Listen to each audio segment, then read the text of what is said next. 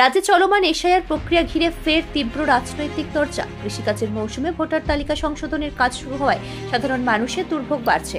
এমন অভিযোগ তুলে কেন্দ্রীয় সরকার ও বিজেপিকে তীব্র ভাষায় আক্রমণ করলেন তারকেশ্বরের বিধায়ক ও আরামবাগ সাংগঠনিক জেলার তৃণমূল সভাপতি রামেন্দ্র সিংহ রায়। শনিবার গোঘাট ২ নম্বর ব্লকের বেলুন দিঘির পাড়ে তৃণমূলের এসআইআর সহায়তা কেন্দ্র পরিদর্শনে এসে তিনি বক্তব্য রাখেন। রামেন্দ্রবাবুর অভিযোগ, কেন্দ্র ও নির্বাচন কমিশন পরিকল্পিতভাবে বাংলায় ভোটার নাম বাদ দেওয়ার উদ্যোগ নিয়েছে।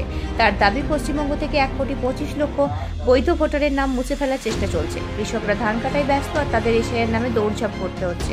তিনি প্রধানমন্ত্রী নরেন্দ্র মোদীকেও কটাক্ষ করেন। দাবি করেন, মোদী ব্যয়বহুল ১০,০০০ টাকার মাশরুম খান চামচা টান রাখার জন্য, অথচ কৃষক সাধারণ মানুষের উপর অতিরিক্ত চাপ তৈরি করা হচ্ছে, ছুটিয়ে মারছে।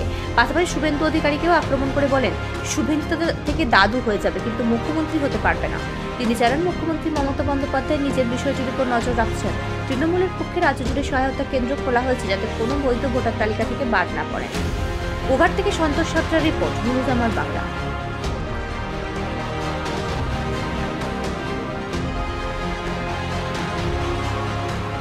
বলছি সকলকে এই ক্যাম্পের যারা আমাদের নেতৃত্ব এবং কর্মীরা আছো এবং আমাদের মহিলা নেতৃত্ব যারা আছে, পঞ্চায়েতের সদস্য, পঞ্চায়েত সমিতির সদস্য, সকলকে আমার আন্তরিক অভিনন্দন, শুভেচ্ছা।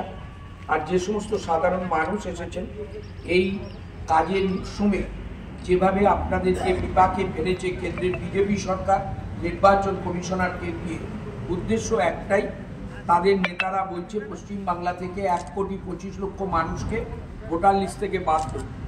তার সেই জায়গায় আপনারা যাতে ভারতের নাগরিকত্ব বজায় রাখতে পারেন, দুটো ভোটার লিস্ট থাকে, একটা ২০০২-এর ভোটার লিস্ট আর একটা হচ্ছে ২০২৫-এর ভোটার লিস্ট। ২০০২-এর ভোটার লিস্টে যাদের নাম আছে ২০২৫-এও যদি তাদের থাকে, তাদের বিপদ অনেকটা কম, কিন্তু ফর্ম তাকে ফিল আপ করতেই হবে। কিন্তু ২০০২-এর বর্ষের আপনার কেন্দ্রীয় সরকার যদি প্রকৃত ভোটারের নাম বাদ দিয়ে তাকে বিদেশি তকমা দেন, আবার কিন্তু বিনয় বাদল দীনেশের মতন সংগ্রামী ছেলের জন্ম এই বাংলার বুকেতে তৈরি হবে। সেদিন কিন্তু তোমরা কেউ ছাড় পাবে না। তাই একটাও বৈধ ভোটার বাদ দেওয়ার চেষ্টা করবেন না। বৈধ দিন, আজকে দেখুন তো বলছে অনেক তো অনাথ আশ্রম আছে, অনেক অনাথ আশ্রমেতে অনেক শিশু ছোট থেকে বড় হয়ে উঠেছে, তাদের বিবাহ পর্যন্ত হয়েছে। অনেক বাবা মার সন্তান নেই, তারা অনাথ আশ্রম থেকে নিয়ে এসছে। ওই একটা বলছে নির্বাচন কমিশন গাইডলাইন দিয়েছে যে এই অনাথ শিশুদের কিভাবে ভোটার লিস্টে নাম নেই।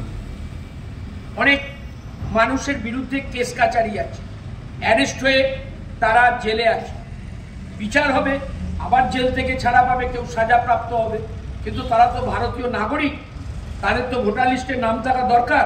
ওই আজ পর্যন্ত কোনো গাইডলাইন দিয়েছে যে এই যে জেলেতে যারা বিচারাধীন অবস্থায় আছে, যাদের বিচার হয়ে গেছে, তাদের কিভাবে ফর্ম ফিল আপ হবে, তারা কিভাবে ভোটার লিস্টে নাম উঠবে? ওই আছে কোনো দিশা দিয়েছে? তাহলে একটা হজবরল করে যেমন তেমন করে মানুষকে বিভ্রান্ত করো, মানুষকে বাদ দেবার চেষ্টা করো, কিন্তু বাংলার মাটি শক্ত হয়। নেত্রীর নাম মমতা বন্দ্যোপাধ্যায়, দলের নাম তৃণমূল কংগ্রেস।